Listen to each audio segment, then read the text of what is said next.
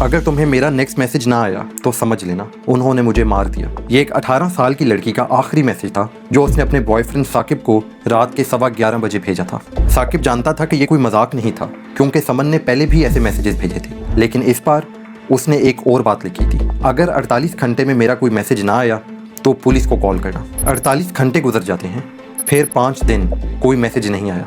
लेकिन उस रात आखिर क्या हुआ था? एक सीसीटीवी कैमरा था जो सब रिकॉर्ड कर रहा था। रात के 11:30 पर एक फुटेज में 3 लोग नजर आए, समन के माँ बाप और साथ खुद समन।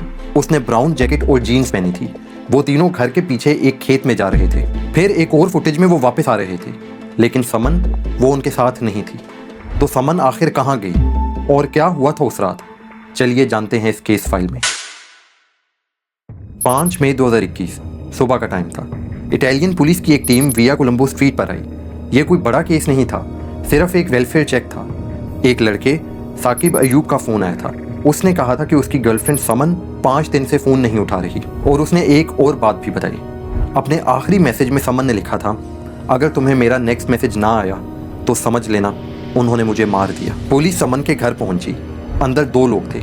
एक था चाचा दानिश हसनैन और दूसरा था एक 16 साल का लड़का, समन का छोटा भाई अली हैदर। दानिश ने पुलिस को बताया समन और उसके पेरेंट्स पाकिस्तान गए हैं, कोई रिश्तेदार बीमार है। अली ने भी यही कहा, लेकिन एक डिटेल में फर्क था। दानिश ने कहा कि समन 30 अप्रैल को सुबह 9 बजे घर से गई। अली ने कहा रात 10 बजे। ये एक डिटेल थी, लेकिन 2 वर्जन्स। इन्वेस्टिगेटर समझ गए कि दाल में कुछ काला है। उन्होंने रिकॉर्ड्स निकाले और जो पता चला वो और भी सस्पिशियस था। 1 मई को यानी समन के गुम होने के सिर्फ एक दिन बाद उसके फादर शबीर और मदर नाजिया मिलान एयरपोर्ट से इस्लामाबाद की फ्लाइट ले चुके थे। उसका कज़न इकराम फ्रांस की तरफ निकल गया था। दूसरा कज़न नुमान स्पेन चला गया था। पूरी फैमिली बिखर चुकी थी। सिर्फ एक इंसान था जिसकी कोई डिटेल्स, कोई टिकट और कोई ट्रेस नहीं था, समन। पुलिस का वेलफेयर चेक अब ऑफिशियली मिसिंग पर्सन केस बन गया था। पुलिस ने नेबरिंग प्रॉपर्टीज के सीसीटीवी कैमरास चेक किए और तभी उनके हाथ कुछ फुटेज लगी। 29 अप्रैल समन की मौत से एक दिन पहले शाम के 7:15 पहली फुटेज में 3 मर्द नजर आते हैं, चाचा दानिश और कजन्स इकराम और नोमान। वो खेत की तरफ जा रहे थे। एक के हाथ में बेलचा था, दूसरे के हाथ में आयरन रॉड और तीसरे के हाथ में बाल्टी। इन्वेस्टिगेटर्स का मानना था ये एक गड्ढा खोदने की तैयारी थी। दूसरी फुटेज में वो तीनों 2.5 घंटे बाद वापस आते नजर आए। फिर अगले दिन यानी 30 अप्रैल रात 11:30 पर एक और फुटेज में 3 लोग नजर आए, समन के फादर शबीर, मदर नाजिया और खुद समन। उसने ब्राउन जैकेट और जीन्स पहनी थी। वो तीनों भी उसी खेत की तरफ जा रहे थे जहां बाद में बॉडी मिली। फिर एक आखिरी फुटेज में 12:10 पर वो घर वापस आ रहे थे, लेकिन समन वो किसी कैमरे में नजर नहीं आई। चार्ज लेते ही लेफ्टिनेंट कर्नल स्टीफानो बो ने प्रेस को बताया, हम एक मिसिंग पर्सन नहीं ढूंढ रहे, हम एक बॉडी ढूंढ रहे हैं। हमारा मानना है ये एक प्री प्लान्ड एक्ट था पूरी फैमिली की तरफ से। ये एक बड़ी स्टेटमेंट थी, लेकिन एविडेंस सब कुछ बोल रहा था। दोस्तों, इस केस की जड़ तक जाने के लिए हमें थोड़ा पीछे जाना होगा। 18 दिसंबर 2002 समन अब्बास का जन्म पाकिस्तान में मंडी बहाउद्दीन में हुआ। 2016 में वो सिर्फ 13 साल की थी जब पूरी फैमिली इटली के एक गांव नोविलारा शिफ्ट हो गई। ये 13,000 लोगों का छोटा सा गांव था। बाप शबीर ने खेत में मजदूरी की, समन स्कूल गई, इटालियन सीखी और दोस्तों से मिली। उसने खुली दुनिया देखना शुरू की और यही बात प्रॉब्लम की शुरुआत बनी। घर के अंदर के माहौल और बाहर के माहौल में जमीन आसमान का फर्क था। बाप ने डिसाइड किया मिडिल स्कूल काफी है लड़की के लिए, हाई स्कूल की जरूरत नहीं। फोन सिर्फ 1 घंटे के लिए मिलेगा। एक बार उसने छोटी स्लीव वाली शर्ट पहनी तो बाप ने थप्पड़ मारा। एक दिन कजन इकराम ने मारा क्योंकि उसने एक लड़के साकिब के साथ दोस्ती की थी। उसकी चीख पर नीला निशान पड़ गया। उसने वो फोटो भी सेव की। उसने साकिब को एक बार मैसेज किया, अम्मा ने पुराने कपड़े पहना दिए ताकि स्कूल में कोई मुझे नोटिस ना करे। ये छोटी छोटी बातें थीं, लेकिन इनके साए में ही वो बड़ी हो रही थी। फिर जून 2020 में समन इन बातों से तंग आकर घर से भाग गई। उसने ट्रेन पकड़ी और बेल्जियम पहुंच गई। एक नया शहर, एक नया मौका। लेकिन पेरेंट्स की कंप्लेन के बाद बेल्जियम अथॉरिटीज ने उसे ट्रेस किया और वापस भेज दिया। वो डरे सहमे हुए अकेली वापस लौट आई क्योंकि जाने के लिए कोई और जगह नहीं थी। वापस आने के बाद हालात और ख़राब हो गए। माँ नाजिया ने उसका इटालियन रेजिडेंसी कार्ड और आइडेंटिटी डॉक्यूमेंट्स लेके दराज में लॉक कर दिए। बिना डॉक्यूमेंट्स के समन की कोई पहचान नहीं थी। इवन कॉलेज में एडमिशन तक नहीं हो सकता था। अब तो वो जैसे एक कैद में थी। अक्टूबर 2020 पेरेंट्स ने उसे बताया कि उन्होंने पाकिस्तान में एक लड़के के साथ उसकी शादी फिक्स कर दी है। लड़का उम्र में काफ़ी बड़ा था। समन ने साफ इनकार कर दिया। साथ ही उसने लोकल पुलिस स्टेशन में एक फॉर्मल कंप्लेंट दर्ज कराई, फोर्स्ड मैरिज और इमोशनल अब्यूज़ के खिलाफ। उसने सोशल वर्कर से कहा, मेरी ज़िंदगी मेरी नहीं है, उन्होंने सब ले लिया। इटालियन पुलिस ने इमरजेंसी प्रोटेक्शन ऑर्डर दिया। 12 नवंबर 2020 को समन को घर से निकाला गया और बोलोनिया के एक सिक्योर शेल्टर में मूव किया गया। उसे अब कोई डर नहीं था। उसने किताबें खरीदी और हाई स्कूल की तैयारी शुरू कर दी। इवन वो हाई स्कूल के बाद यूनिवर्सिटी के भी प्लान बना रही थी। साकिब से भी बात शुरू कर दी थी उसने। बगैर किसी रिस्ट्रिक्शन के वो बहुत खुश थी। लेकिन शेल्टर की एक लीगल लिमिट थी। 18 साल होते ही स्टेट प्रोटेक्शन खत्म हो जाती है और दिसंबर 2020 में समन 18 साल की हो गई और शेल्टर की लीगल प्रोटेक्शन भी खत्म हो गई। डिस्चार्ज होने से पहले उसने एक प्लान बनाया। एक आखिरी बार वो घर जाएगी अपने डॉक्यूमेंट्स लेने के लिए, रेजिडेंसी कार्ड और पासपोर्ट जो दराज में लॉक था। वो कॉलेज में रजिस्टर करना चाहती थी, साकिब के साथ फ्यूचर बनाना चाहती थी। 30 अप्रैल 2021 समन वापस घर आई।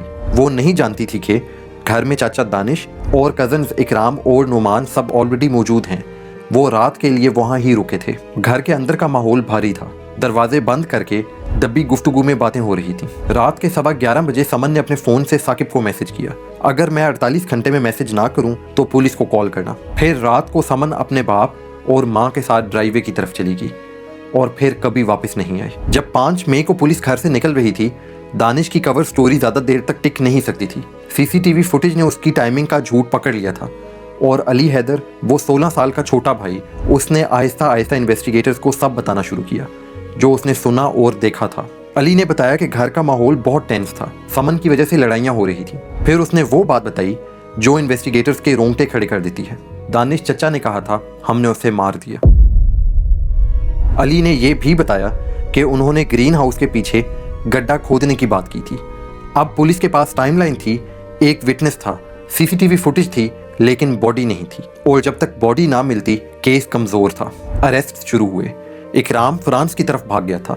यूरोपियन अरेस्ट वारंट के जरिए उसे पकड़ा गया और इटली वापस लाया गया। नुमान स्पेन में छुपा था, बार्सिलोना के आसपास।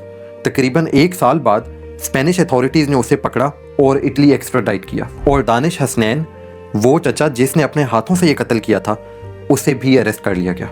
1 साल से ज़्यादा तक इटली में कस्टडी में रहते हुए वो कुछ नहीं बोला, बिल्कुल खामोश था। लेकिन फिर 2022 में कुछ बदला। इन्वेस्टिगेटर्स का प्रेशर था या शायद उसे पता था कि वो सब ऑलरेडी जानते हैं और कोऑपरेशन ही बेहतर था सजा कम करवाने के लिए। उसने अपने लॉयर के साथ बंद दरवाजे में एक स्टेटमेंट दी। उसने कहा, मैं बताता हूँ वो कहाँ है। 18 नवंबर 2020 को फोरेंसिक्स टीम और इटालियन पुलिस वापस प्रॉपर्टी पे पहुंचे। दानिश खुद उनके साथ नहीं था, लेकिन उसने क्लियर इंस्ट्रक्शंस दी थी। ग्रीन हाउस के पीछे टमाटर के पौधे थे, जहां प्लास्टिक शीटिंग खत्म होती थी और झाड़ियां शुरू होती थी। उसके थोड़ा सा पीछे जमीन में हल्का सा उभार था। ये जगह पहले भी सर्च हो चुकी थी। 2021 में कैडेवर डॉग्स, मेटल डिटेक्टर्स सब लाए गए थे, लेकिन बॉडी तकरीबन 2 मीटर नीचे थी, कंक्रीट रबल में दबी हुई थी, टाइट प्लास्टिक शीट्स में लिपटी थी। ना डॉग्स को कोई सेंट आई थी, ना रेडार ने कुछ डिटेक्ट किया था। फैमिली ने सोच समझ कर गड्ढा चुना था। खुदाई शुरू हुई और फिर कुछ घंटों में प्लास्टिक शीटिंग मिली, फिर कपड़ों का टुकड़ा, फिर ह्यूमन रिमेन्स। बॉडी को प्लास्टिक में इतनी सख्ती से लपेटा गया था कि ऑलमोस्ट 2 साल बाद भी बॉडी बिल्कुल इंटैक्ट थी। वो वही कपड़े पहने हुई थी जो 30 अप्रैल की रात सीसीटीवी में नजर आए थे, ब्राउन कॉटन जैकेट और जीन्स। पोस्टमार्टम रिपोर्ट में पता चला कि गर्दन की हड्डी टूट गई थी। समन की मौत गला दबाने से हुई थी। कोई डिफेंसिव वुंड्स नहीं थे, कोई पोस्टमार्टम मूवमेंट नहीं। वो उसी रात उसी जगह मारी गई थी। समन अब्बास का कातिल उसका अपना चचा दानिश हसनैन था। इसके बाद पुलिस के हाथ एक कॉल रिकॉर्डिंग लगी। ये रिकॉर्डिंग पाकिस्तान में बैठे समन के बाप शबीर की थी। वो इटली में अपने भाई से बात कर रहा था। उसने कहा, मुझे कोई शर्म नहीं जो मैंने किया, मैंने इज्जत के लिए मारा। उसी रिकॉर्डिंग की बेस पर इटली ने पाकिस्तान से फॉर्मल एक्सट्रेडिशन रिक्वेस्ट की। डिप्लोमेटिक प्रेशर बढ़ा और 31 अगस्त की रात शब्बीर अब्बास को एक इटालियन एयरफोर्स के फैल्कन 900 प्लेन में इटली वापस भेजा गया। उसकी मां नाजिया कुछ और टाइम तक छुपी रही। मई 2024 में वो पाकिस्तान के गांव में इंटरपोल रेड नोटिस पर रेड में गिरफ्तार हुई। अगस्त 2024 में वो भी इटली आ गई। ट्रायल शुरू हुआ और पुलिस का गवाह कोर्ट में खड़ा था, अली हैदर। जब केस शुरू हुआ वो 18 साल का हो चुका था। जब खत्म हुआ वो एडल्ट था। उसने अपने माँ बाप के खिलाफ अपने अंकल के खिलाफ गवाही दी। उसने कोर्ट में कहा, उन्होंने इज्जत और सजा की बात की थी। मुझे यकीन नहीं था कि वो सच में ऐसा करेंगे। मैं झूठ नहीं बोलना चाहता था, लेकिन मुझे नहीं पता था कि क्या करना है। बहन खो देना, फिर अपनी ही फैमिली के खिलाफ गवाही देना, ये आसान नहीं। अप्रैल 2025 में बोलोनिया अपील्स कोर्ट ने फाइनल वर्डिक्ट दिया। शब्बीर अब्बास, नाजिया शाहीन, इकराम इजाज और नुमानुल हक सबको उम्र कैद की सजा हुई। दानिश हसनैन, जो एक्चुअल किलर था, उसको पुलिस के साथ कोऑपरेट करने पर 22 साल सजा हुई। इटली की इस्लामिक कम्युनिटी ने पब्लिक स्टेटमेंट दी, ये एक्ट एंटी इस्लामिक और शेमफुल है। ऑनर किलिंग की इस्लाम में कोई थियोलॉजिकल बेसिस नहीं। दोस्तों, इज्जत के नाम पर एक 18 साल की लड़की की जान ले ली गई। मेरा आपसे सवाल है, क्या सिर्फ इस बात पर एक कातिल की सजा कम हो जानी चाहिए कि उसने पुलिस के साथ कोऑपरेट किया? और क्या किसी की जान लेने से कभी किसी फैमिली का ऑनर या इज्जत बढ़ सकती है? अपना जवाब हाँ या ना में कमेंट्स में ज़रूर लिखें। अगर आपको ऐसे क्राइम केसेस सुनना पसंद हैं तो अभी सब्सक्राइब करें। अपना ख्याल रखें। मिलते हैं अगले केस के साथ।